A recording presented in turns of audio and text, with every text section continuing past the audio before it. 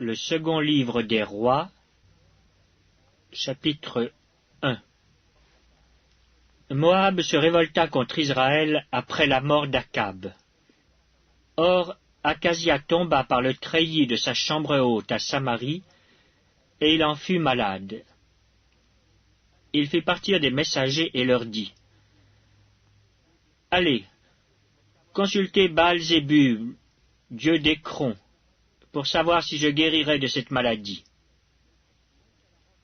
Mais l'ange de l'Éternel dit à Élie, le Tishbite, « Lève-toi, monte à la rencontre des messagers du roi de Samarie, et dis-leur, est-ce parce qu'il n'y a point de Dieu en Israël que vous allez consulter Baal-Zébub, dieu d'Écron?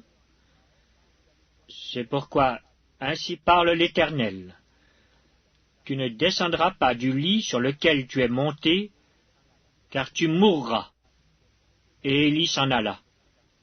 Les messagers retournèrent auprès d'Akazia, et il leur dit, « Pourquoi revenez-vous » Ils lui répondirent, « Un homme est monté à notre rencontre et nous a dit, « Allez, retournez vers le roi qui vous a envoyé, et dites-lui, « Ainsi parle l'Éternel. Est-ce parce qu'il n'y a point de Dieu en Israël que tu envoies consulter Baal-Zébub, dieu d'Écron?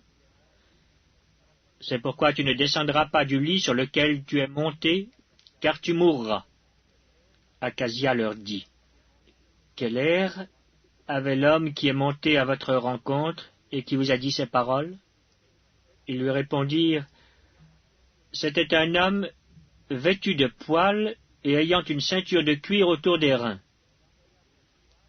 Et Akazia dit, « C'est Élie, le Tishbite. » Il envoya vers lui un chef de 50 avec ses 50 hommes.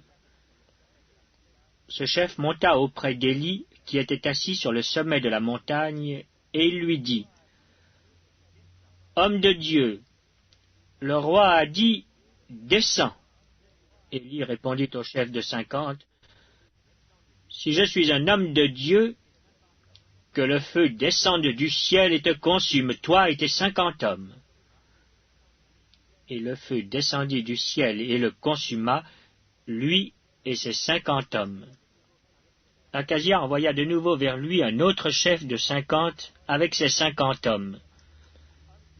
Ce chef prit la parole et dit à Élie, « Homme de Dieu, ainsi a dit le roi, hâte-toi de descendre. » Élie leur répondit, « Si je suis un homme de Dieu, que le feu descende du ciel et te consume, toi et tes 50 hommes. » Et le feu de Dieu descendit du ciel et le consuma, lui et ses 50 hommes.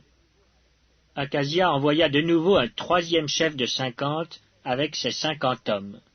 Ce troisième chef de 50 monta. Et à son arrivée, il fléchit les genoux devant Élie et lui dit, en suppliant, « Homme de Dieu, que ma vie, je te prie, et que la vie de ces 50 hommes, tes serviteurs, soit précieuse à tes yeux. Voici, le feu est descendu du ciel et a consumé les 2 premiers chefs de 50 et leurs 50 hommes. Mais maintenant, que ma vie soit précieuse à tes yeux. » L'ange de l'Éternel dit à Élie, « Descends avec lui, n'aie aucune crainte de lui. » Élie se leva et descendit avec lui vers le roi. Il lui dit, « Ainsi parle l'Éternel. Parce que tu as envoyé des messagers pour consulter Baal-Zébub, dieu d'Écron, comme s'il n'y avait en Israël point de Dieu dont on puisse consulter la parole, tu ne descendras pas du lit sur lequel tu es monté, car tu mourras. » Akazia mourut selon la parole de l'Éternel prononcée par Élie. Et Joram régna à sa place, la seconde année de Joram, fils de Josaphat, roi de Juda, car il n'avait point de fils. Le reste des actions d'Akazia et ce qu'il a fait, cela n'est-il pas écrit dans le livre des chroniques des rois d'Israël?